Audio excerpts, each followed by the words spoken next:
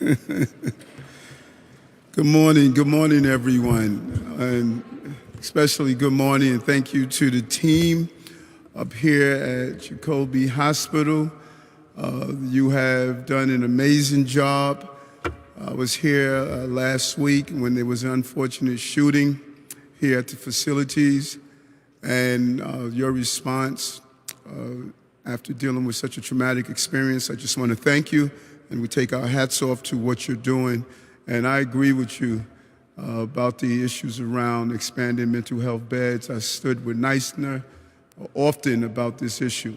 If we need help from the state, I'm going to ride to Albany with you as we advocate on increasing access to psychiatric beds.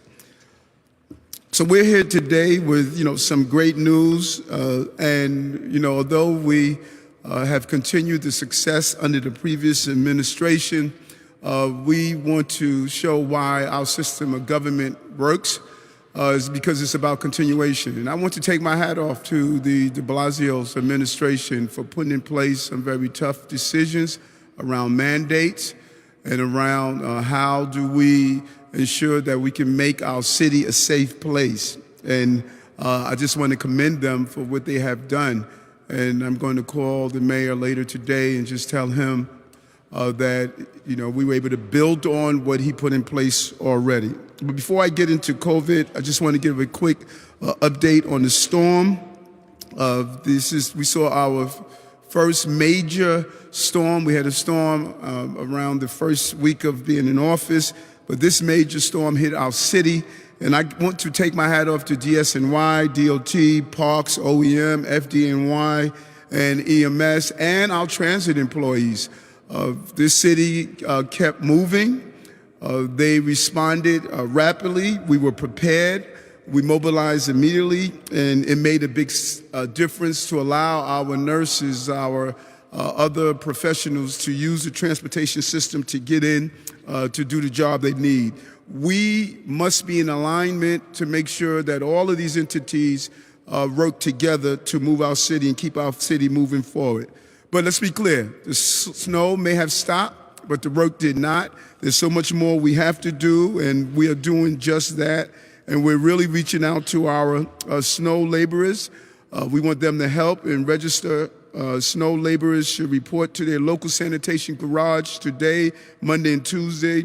And we have a website for them to register with, and just come out and just continue to assist us in moving our city forward.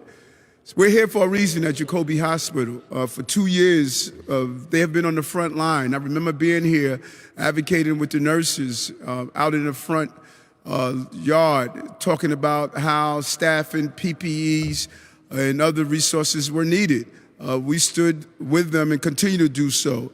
And we saw their heroism, as I stated last Tuesday, when a person discharged a gun inside one of the locations in this hospital. There were patients in the hospital location, as well as a child was there that could have been susceptible to this violence.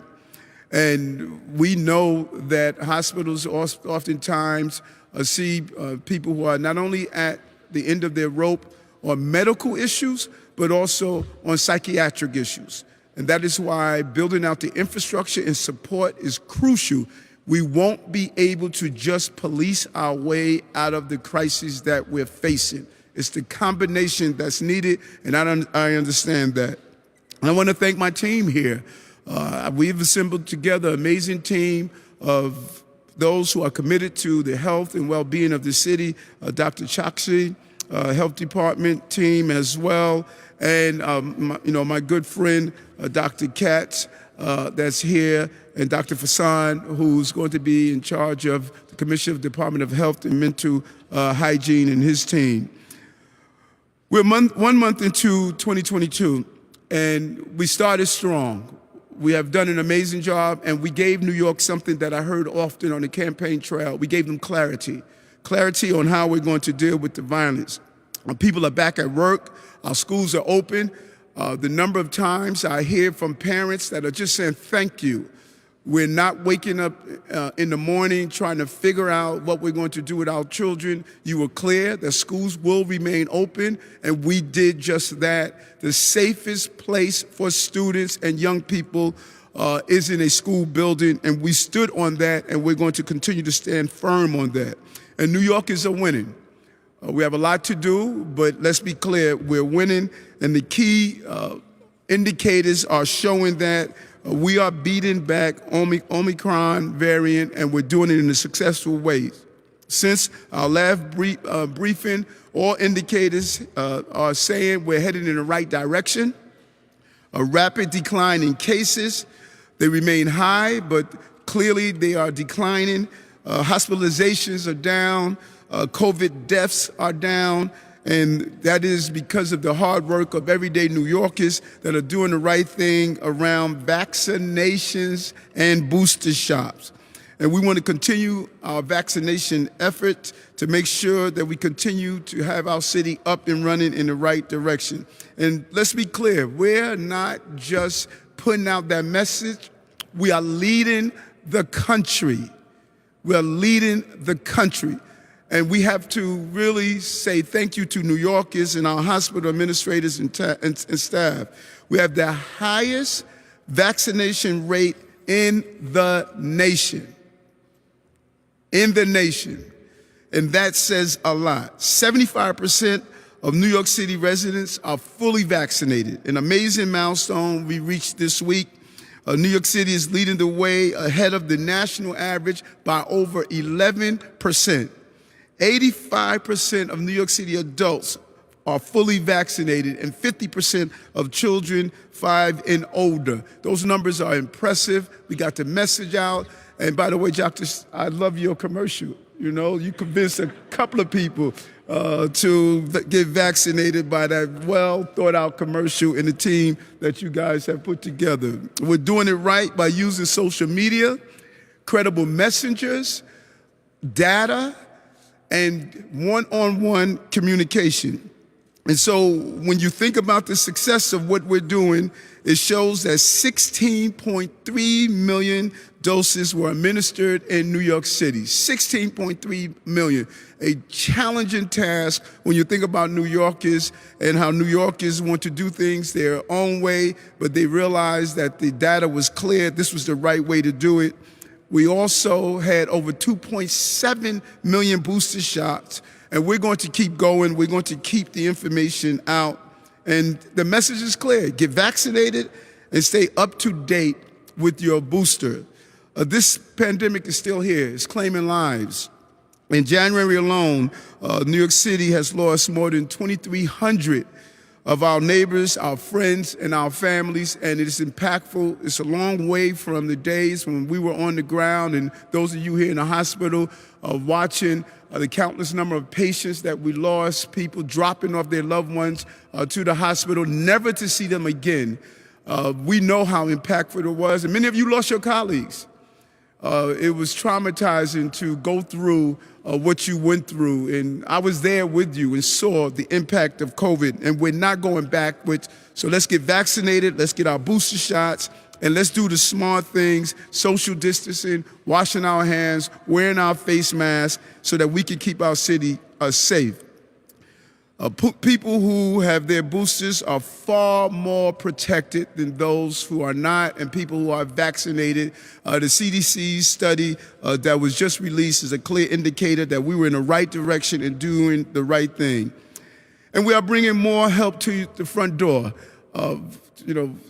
Speaking with Dr. Choksi over the week and talking about this, I'm just really proud of how we are just being proactive around dealing with this violence. Already, our at-home vaccination have helped thousands of New Yorkers get their shots, because if you are vulnerable based on pre-existing conditions or comorbidity, we don't want you to have to move out in the public to get your vaccines. We want to do the at-home delivery, and we have been doing that, and I commend the team for making this happen. Strategically, it's a real challenge, but we have been pulling it off. The city will also offer at-home delivery of COVID antiviral pills to eligible New Yorkers who need them, and we're going to do it with the magic New York word. We're going to do it for free. For free. Delivering the antiviral pills to you at home if you're an eligible New Yorker, and it's for free.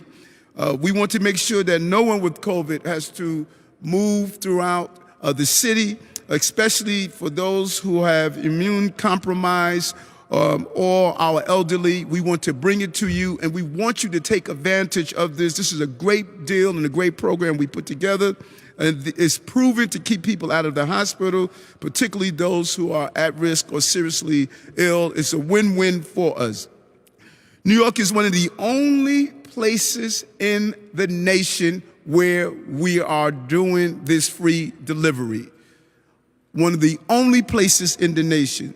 And so here at Jacobi Hospital in the Bronx, this community was hit so hard with COVID. The numbers really spoke for themselves, and it was imperative that we all urge all New Yorkers, particularly Black and brown communities, and those who are vulnerable, about this same day at-home delivery, same day at-home delivery once you receive the prescription. And there's also one-time IV treatment that's also available. So there's a host of things that we have put in place for those to prevent COVID, and if you have COVID, to prevent you from having a life-threatening illness. And you could call 212-COVID-19 to get further information. We're going to get the help, but most importantly, we're going to get stuff done in the city to fight back COVID and fight back some of the other challenges we are facing. I've said this over and over again, and will continue to say, this is an administration that's about getting stuff done. Not getting caught up in bureaucracy, not coming up with reasons why we can't fail. If it's removing snow, removing crime, removing the challenges of COVID, this is an administration that will get stuff done. That's where we are. And that's what New York is expected of me, and that's what I'm going to do in the process. So now I want to bring up Dr. Chakshi, and then Dr. Katz, and then we're open to some Q&A. So again, thank you, Jacobi, for what you have done. Let's continue to do what you know best how to do. Let's keep people safe, healthy, and give them the support they need. Doctor?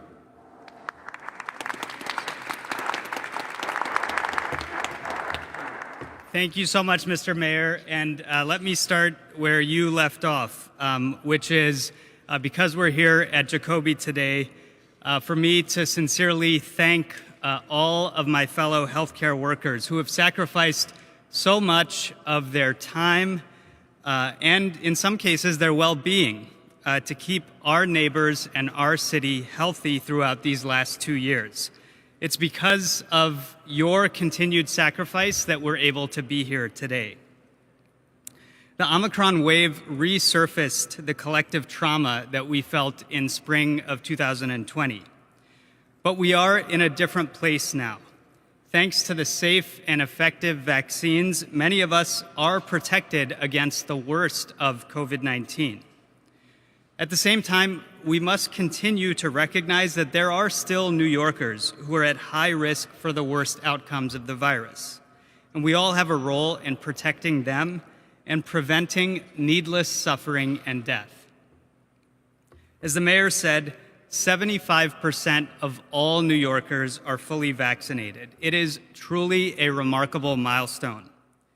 If you had asked me a year ago if we'd get to this level, I would have said, it's my greatest hope, but it would be extremely tough. Now, here we are, including 85% of adults fully vaccinated, and millions having taken the booster to stay up to date. We do have more work to do, especially in getting our youngest vaccinated. To date, only 36% of children aged 5 to 12 are fully vaccinated. So I urge all parents to extend the protection of vaccination to your kids and to consult with your pediatrician on any lingering questions. 76% of adolescents 13 to 17 are fully vaccinated, which shows it can be done. We should derive inspiration from this hospital's namesake, Dr. Abraham Jacobi, known as the father of American pediatrics because of his unwavering dedication to the welfare of children. 2 years into this pandemic, we've learned a lot about the links between exposure, infection, and disease. Masks, testing, ventilation, and vaccines weaken the link between exposure and infection. Staying up to date with vaccination and new and better treatments weaken the link between infection and disease. Taken together, all of these tools help us defang the virus, keeping our loved ones out of the hospital and saving lives. Oral antiviral pills like Paxlovid and Molnupiravir, taken for 5 days, help stop the virus from reproducing, which reduces the amount of virus in the body and prevents symptoms from getting worse. Similarly, one-time intravenous monoclonal antibody treatments like sotrovimab offer protection against severe outcomes. Getting treated early is crucial, so if you have symptoms or were recently exposed, get tested immediately. Then, and this is particularly for those who are at higher risk, like older adults or those with weakened immune systems, speak to your doctor about treatment options. Any New Yorker can also call 212 COVID-19 to get linked to a provider. If you are prescribed either of the oral antiviral pills, we will deliver them to your home via a partnership between the health department and Alto Pharmacy. This is usually a same-day delivery so that you can begin your treatment as soon as possible. These treatments are most effective when they are started soon after diagnosis. I'm proud that New York City is one of the few places around the world offering same-day delivery of these vital therapies. We've already heard from New Yorkers about how meaningful this is to them, particularly because of the worry and the uncertainty that accompanies every COVID-19 diagnosis. One patient who was undergoing treatment for cancer was grateful that the medicine came to her door. She wasn't feeling well and didn't have anyone she could ask to go to the pharmacy for her. Another patient in Brooklyn told us they had an amazing experience being served by Alto. Their prescription was delivered within hours of their doctor writing it. They conveyed that everyone in our country should have access to such wonderful care and attention. We've already served over 3,000 patients, and as with everything else we've done during COVID response, equity is our guiding light. We are working with community health centers and local providers, particularly those serving communities of color, to ensure they know how to access these life-saving treatments. That's part of the reason the mayor felt strongly about bringing you this news from here in the Bronx, which has certainly felt the brunt of this pandemic. Finally, let me say one more thing. You'll hear a lot about living with COVID in the weeks ahead. But living with COVID cannot mean ignoring that too many continue to die from this virus. With these new treatments and, of course, our life-saving vaccines, we now have the tools to mitigate the worst of COVID-19. Let's put them to good use. Thank you so much, sir.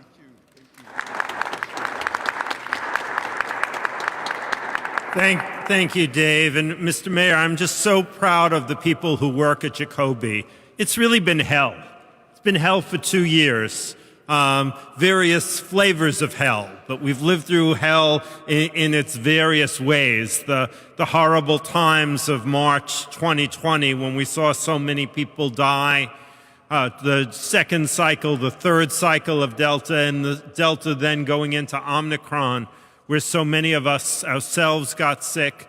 Nurses were taking care of 8 patients, 12 patients, 16 patients, doing the very best they could under incredibly difficult circumstances. We have a phenomenal leadership team here, our CEO, Chris, our Chief Medical Officer, our Chief Nursing Officer, our Chief Administrative Officer, and just an amazing group of doctors and nurses who really care about the patients, who every day come here. In the snowstorm yesterday, people traveled long distances and they got to work, right? Many people got to stay home, right? We heard your your warning, sir. If you don't have to go to work, don't go to work. But the people here, they came to work, right? They knew that they were needed. They knew that other people's lives depended on them.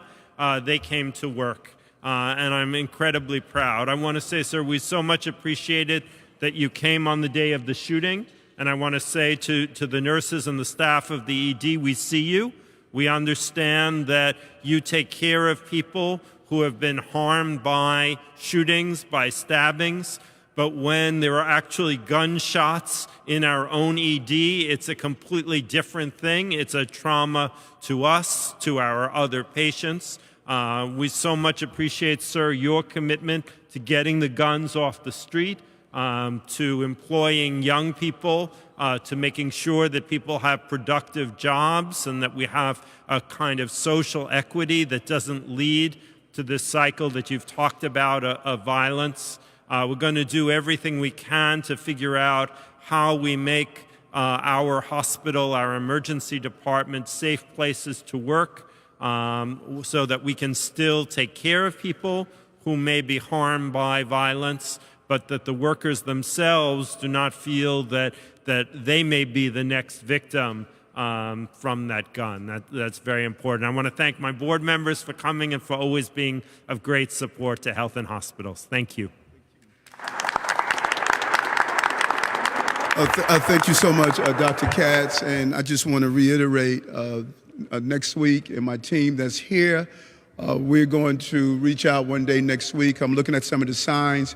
Next week, I'll do a Zoom with you, and let's identify the list of things that you think are important. It's imperative to speak to people on the ground, so expect my team to speak with one of you, and let's find out exactly those lists. There are things I could do within my span of control. But, you know, Dr. Vassan reminds me all the time. He says, Eric, we also need help from the federal and the state. And so I need you to help me get the help that we need. I'm going to do my job. That's my promise to you. But some of the things we need help from our feds and from the state. Let's mobilize together. But we will communicate next week to hear the list of things that you stated that we can do, that we can implement right away. Short term, midterm, and long term. Because we're going to do one thing together. We're going to get stuff done. That's my promise. We're going to open the floor to any questions to the doctors or the wish he was a doctor, Eric Adams, you know. So we're opening it up. I hope it wasn't lost on you that Dr. Chosky and I got the same memo. His gray suit looks better, though, you know. So we'll open the floor to any questions. Two questions. With regards to boosters, is there a percentage of people who've gotten the boosters? Last I saw it was pretty low, so what is being done to push that up? And secondly, with the numbers declining, is there any way of accounting for the at-home tests? Are you trying to do anything with giving people a way to report themselves if they test at home? And do you have any concern that those, you know, that it's artificially low because people are testing at home? Sure, thank you so much. I'll start, and then perhaps Dr. Long wants to address the testing part of it as well. For the booster doses, so we do capture the additional doses administered in New York City on our website thus far. It's about 2.7 million doses that have been administered. With respect to the percentages, that is data that we're analyzing and compiling.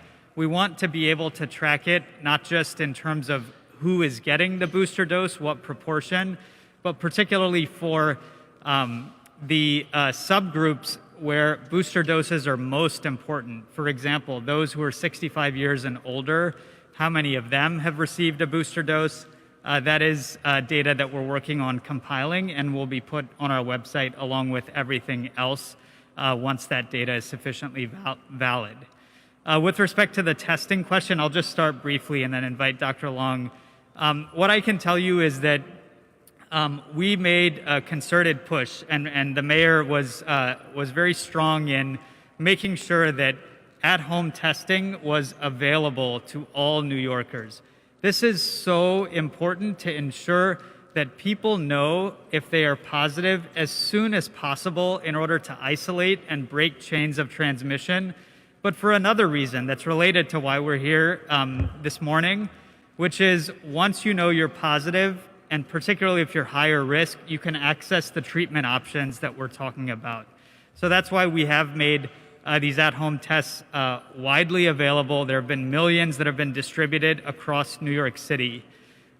This has raised questions about the data with respect to our cases and surveillance. What I'll say is that I can reassure everyone that we are still doing a very high number of PCR and laboratory reported antigen tests as well. And so that allows us to keep a bead on the trajectory of the pandemic with validity based on the numbers that we're reporting out every day. I'll see if Dr. Long wants to add anything. Okay, and thank you for the question. It's something that we hear about a lot. I want to start off by saying I am a strong supporter of the at-home tests. Your Test and Trace Corps across New York City has distributed more than 8 million of the at-home tests so far. And it's for the simple reason that there should be no wrong door to getting tested. Any way that meets you where you are in order to get you tested is the right way to get tested. In our schools, we've distributed millions of the at-home tests. We've identified tens of thousands of people in our schools rapidly, helping them to isolate right away and helping to drive down our percent positivity so that our schools can remain one of the safest places for young people and our staff to be anywhere in the country. Also, it can meet you where you are in your own personal circumstance. My dad's 83. He recently came for the holidays. When he came to my place from the airport. When he came in through the door, no hugs. Here's your Binax. Here's my Binax. You're over there, I'm over here. And I also required him to have the booster. We did them at home. His was negative, mine was negative. We had a great hug. He'd never met my daughter before. And we had an amazing holiday together. But that met me where I was. It wasn't feasible for him to go on the way from the airport to my place to get the PCR to wait in another room in my place. Wasn't gonna work for us. So moving forward, I think with the at-home tests, there's two very important things that we want to do for New York City. The first is anytime somebody has a positive test at home, we want to make sure New Yorkers know what that means. The CDC has put out the guidance that is the science. It is what you should do.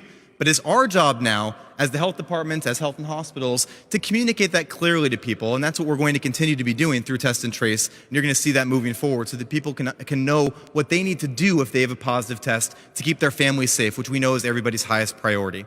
The second thing is, now that we're announcing today that we can do same-day delivery of these life-saving medications, which I, by the way, as a doctor right here in the Bronx, I'm a primary care doctor at Morrisania, 4 years now. I'm there every single Friday. I've been aching for the day where I can give my patients a pill to save their lives. I can't tell you how emotional I get thinking about how far we've come with COVID. Now, if you have a positive at-home test, we want all New Yorkers to know, if I'm your doctor, I'll prescribe this life-saving pill to you, it'll be delivered to you. But if you don't have a doctor like me, call 212-COVID-19, and there's no barriers to having access to this new medication to everybody across New York City, however you've been tested. And if the home test is a way for you to be tested so that you know what to do and so that you can have your life saved by the pill, that's the way to get tested. Thank you. Thank you. Dr. Long is on our morning briefings, and he always has this energy. This guy is always on, Thanks. We're gonna do press. I'm gonna come and talk to you one-on-one. We're gonna do press right now. I'll be over to see you. Go ahead. In the same vein as Aaron's question, I see other cities and other states doing massive PR campaigns saying, report your at-home tests. It helps keep us, abreast of what's happening in the city and in the state. Why does New York City not feel it's necessary to report at-home tests and have that apparatus available? I'm sorry, report the at-home test when someone takes it for them to report their... Local health authorities. Okay, any of you guys want to talk about that? So what you're getting at there is an important question, which is how do we understand where transmission is happening across New York City every day? One of the statistics we look at for that is the percent positivity by neighborhood and across the city. Percent positivity is based on the PCR test. So when we're, for example, our school surveillance program is PCR test based with a random sample, and across our city, we're doing more than 100,000 PCR and antigen tests every day now. So we have an excellent line of sight, actually the strongest line of sight we've ever had into where cases are across New York City. So we believe that our surveillance program, which is constituted by doing 100,000 tests that are recorded every day,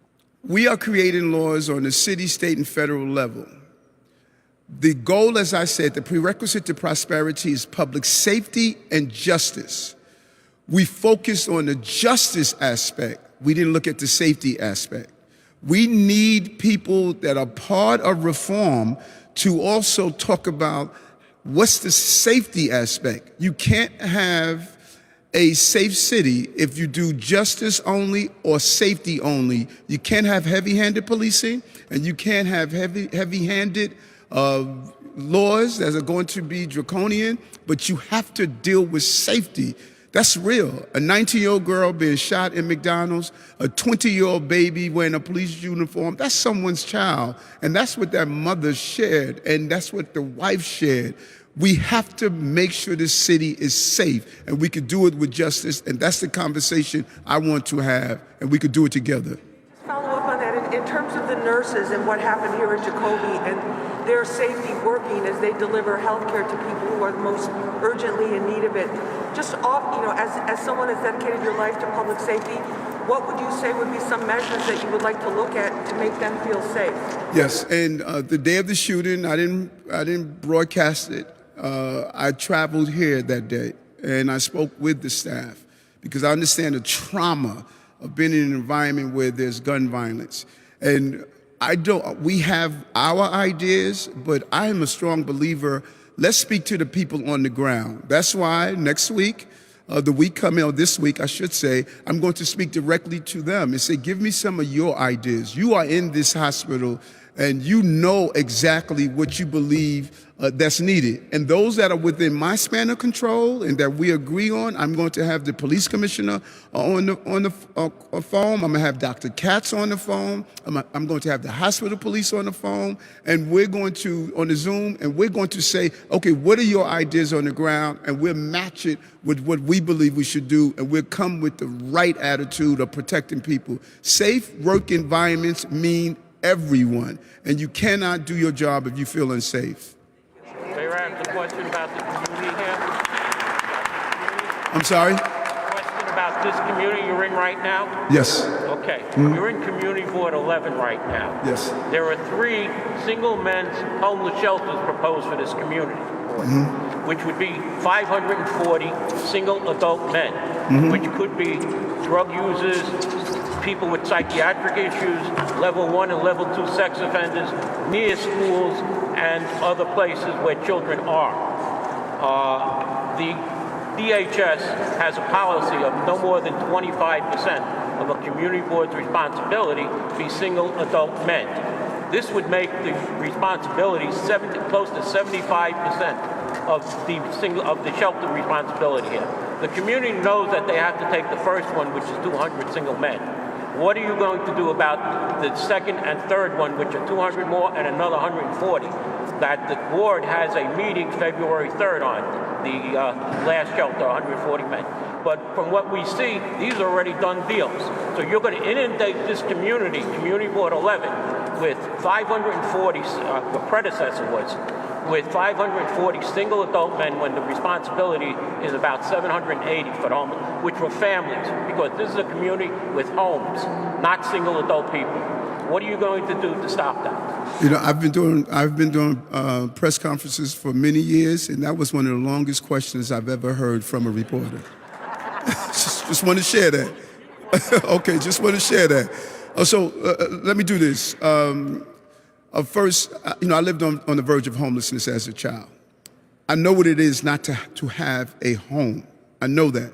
And I also know what it is to oversaturate certain communities with shelters. And there's something else that I know. I know one of the most challenging population to shelter are Black and brown men. No one wants them. We'll take children and families. We'll take single adult women. We'll take any group. But as soon as it's mentioned Black and brown men, people say, we don't want them here. And we need to acknowledge that. But we also need to acknowledge that many communities have not had their share of shelters. I'm going to look at this particular issue, find out what's happening. I'm going to communicate with DHS and see exactly what's taking place here. I don't want to overburden certain communities with shelters. Homelessness is a New York problem, and we can't have any sacred cows where some communities believe they're not going to shoulder the burden. That is not going to happen.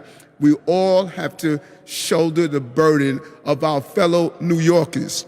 Because that homeless person, that is someone's son, daughter, family member, and they need to support. Now, I would love for my shelters to be in communities that are stable so that they can have access to transportation, access to medical health, access to employment, access to good, healthy food. We can't overburden communities. We need to make sure that we have homeless shelters throughout this entire city, but we also want to cycle out of congregate shelters. We want to move in another direction. But I cannot say it enough, we need help to get this done right. Thank you very much, everyone.